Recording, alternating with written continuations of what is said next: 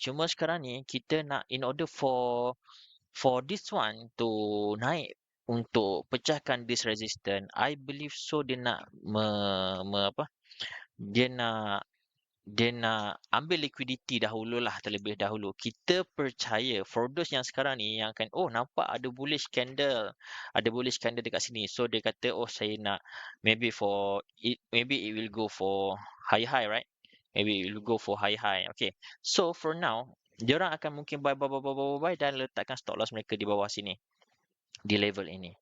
Dan which is now sekarang ni tengah berlakulah hunting stop loss, ada yang stop order, ada yang menggunakan stop order untuk sell, dan nanti kemudian akan adalah dia punya stop loss dekat atas ni.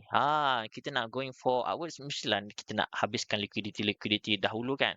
So now what we need to monitor is, let's say lah nanti kalau ada candle yang berjaya, let's say lah nanti dia close below, dia close back up.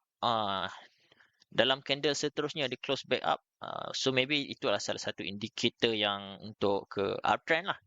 I mean maybe this level yang keluar ni adalah sekadar fake out. Cuma sekarang ni, so just keep monitoring. InsyaAllah kita update untuk video akan datang. Okay, saya nak siapkan another video dulu untuk anda. Assalamualaikum dan salam sejahtera.